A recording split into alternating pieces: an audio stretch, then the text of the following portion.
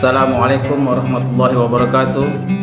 Salam sehat selalu bagi anak-anak kami semuanya. Semoga anak-anak kami semuanya dalam keadaan sehat walafiat sehingga dapat tetap terus semangat untuk mengikuti pembelajaran. Video pembelajaran kali ini khususnya materi mesin konversi energi bagi anak-anak kelas 10 yang di semester ganjil. Kita lihat di sini mengenai pengertian dari energi.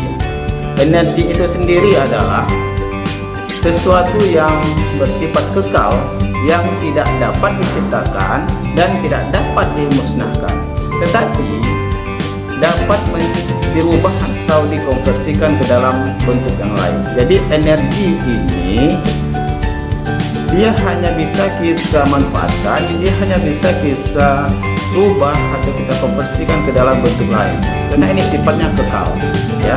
Jadi nanti akan saya sampaikan contoh-contoh energi apa saja yang sifatnya ini bisa kita rubah atau kita konversikan ke dalam bentuk yang lain, sehingga energi yang kita rubah ini tadi, yang kita konversikan ke dalam bentuk lain ini bisa dimanfaatkan untuk kepentingan energi itu sendiri ataupun untuk kepentingan manusia. Jadi menurut hukum kekekalan energi, bahwasanya energi itu tidak dapat dimusnahkan, tetapi dapat dirubah ke dalam bentuk yang lain. Ilmu konversi energi adalah ilmu yang mempelajari perubahan energi dari yang satu ke energi yang lain. Kemudian tingkat keberhasilan perubahan energi ini disebut dengan efisiensi. Jadi setelah dia mencapai suatu keberhasilan, tingkat ini itu disebut dengan efisiensi. Adapun sifat-sifat energi secara umum itu adalah yang pertama, transformasi energi. Artinya energi ini dapat diubah ke dalam bentuk yang lain. Misalnya energi panas pembakaran ini dapat diubah menjadi energi mekanik mesin. Jadi di dalam mesin itu ada proses pembakaran. Jika proses pembakaran ini bisa dirubah ke dalam bentuk yang lain, yaitu ke dalam bentuk energi mekanik. Jadi contohnya di sini adalah proses pembakaran ini atau pada mesin kendaraan, atau juga bisa kita lihat contohnya pada turbin dan pompa. Kemudian kedua adalah energi atau transfer energi, yaitu energi panas yang dapat ditransfer atau dipindahkan dari tempat satu ke tempat yang lain atau dari material satu ke material yang lain. Jadi prosesnya ini adalah proses perpindahan panas. Kemudian kita lihat dulu bentuk-bentuk energi. Apa itu bentuk-bentuk energi? Ada beberapa bentuk energi sini yang akan saya jelaskan. Yang pertama adalah energi kinetik. Apa itu energi kinetik? Energi kinetik adalah energi suatu benda karena bergerak. Jadi dengan kecepatan tertentu benda ini bergerak, maka ini bisa kita katakan adanya energi kinetik di benda tersebut. Contohnya mobil yang bergerak atau benda jatuh dari atas. Kalau benda jatuh dari atas itu dengan ketinggian tertentu, di sini bisa kita lihat adanya energi kinetik pada benda yang jatuh tersebut. Kemudian yang kedua adalah energi potensial. Energi potensial itu apa? Energi potensial adalah energi yang tersimpan pada benda karena kedudukannya. Contohnya energi potensial yang ada pada air.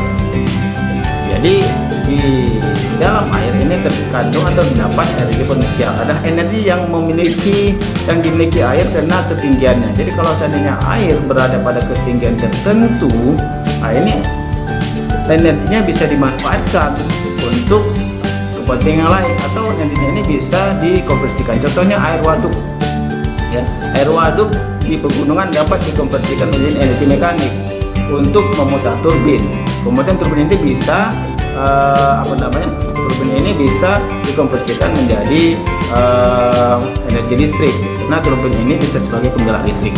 Jadi dengan adanya air tadi dengan ketinggian tertentu, kemudian air yang di waduk atau di pegunungan ini bisa dikonversikan, bisa dirubah sehingga bisa dimanfaatkan, bisa menggerakkan turbin, dan turbin ini bisa menghasilkan listrik.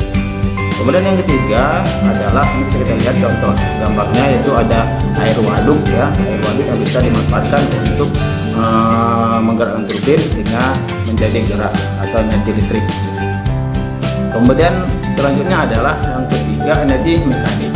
Energi mekanik adalah energi total, yaitu penjumlahan antara energi kinetik dengan energi potensial. Adapun energi atau kerja mekanik pada mesin panas adalah kerja yang dihasilkan dari proses ekspansi atau kerja yang dibutuhkan proses kompresi, sehingga energi mekanik merupakan energi gerak. Misalkan turbin air akan mengubah energi potensial menjadi energi mekanik untuk memutar generator listrik. Jadi di dalam proses mesin itu sendiri sudah ada energi mekanik, karena di dalam mesin itu ada suatu pergerakan atau di satu kerja mekanik yang bisa menghasilkan energi mekanik, ya kan. Kemudian kita lihat di sini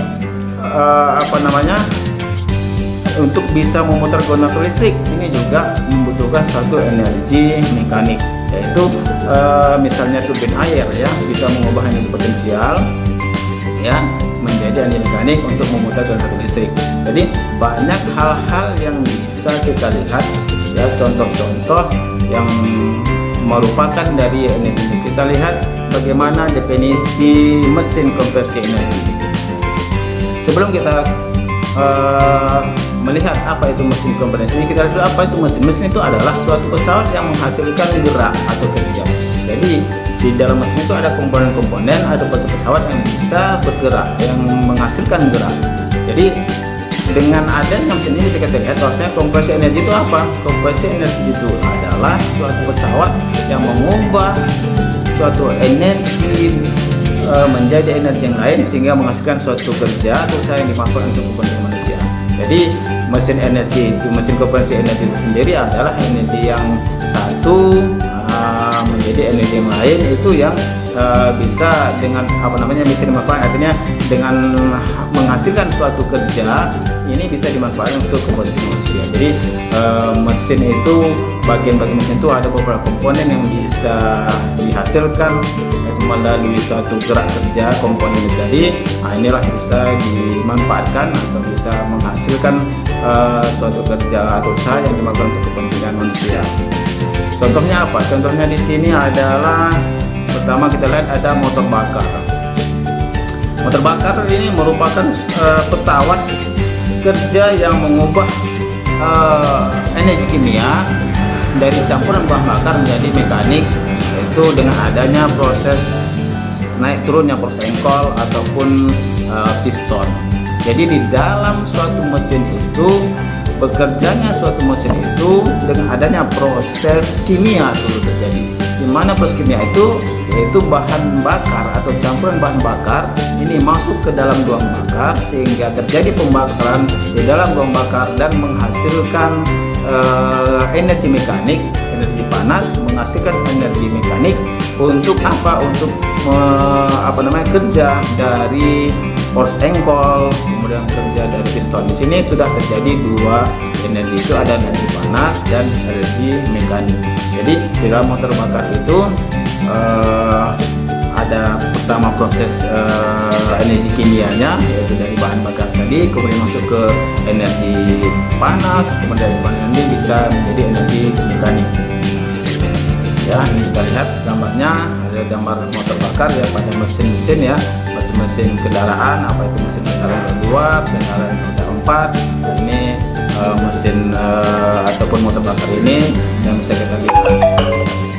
Saya katakan tadi adalah adanya energi kimia, kemudian energi panas, dan kemudian itu bisa menjadi energi mekanik.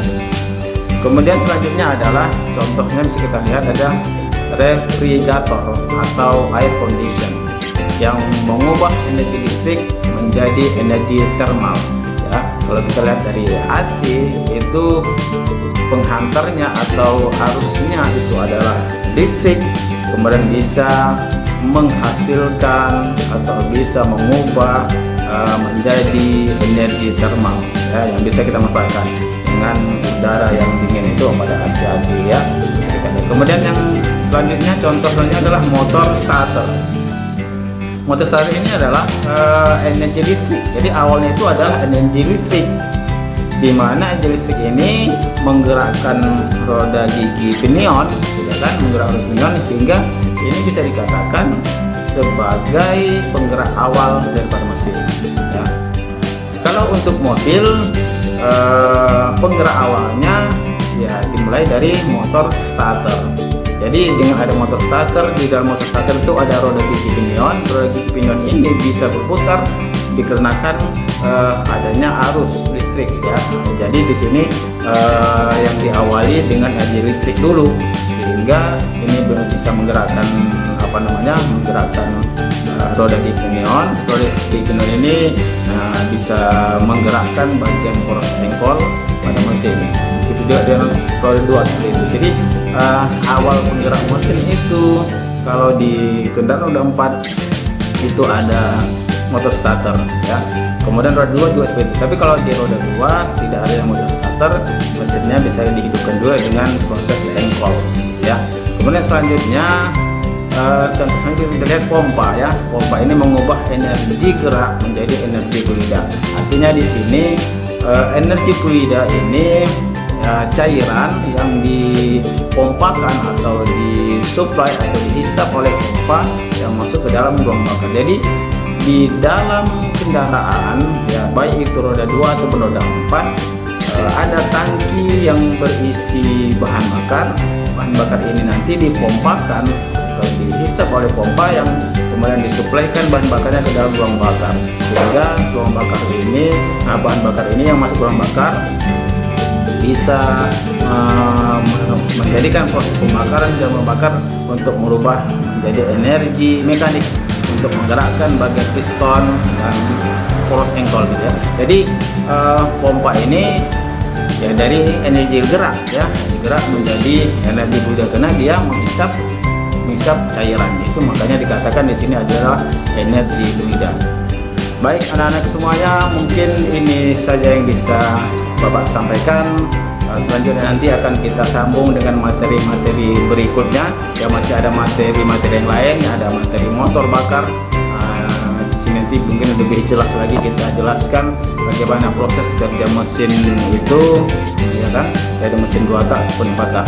Oke, demikian dulu video pembelajaran yang Bapak sampaikan. Terima kasih, semoga video ini bermanfaat. Assalamualaikum warahmatullahi wabarakatuh.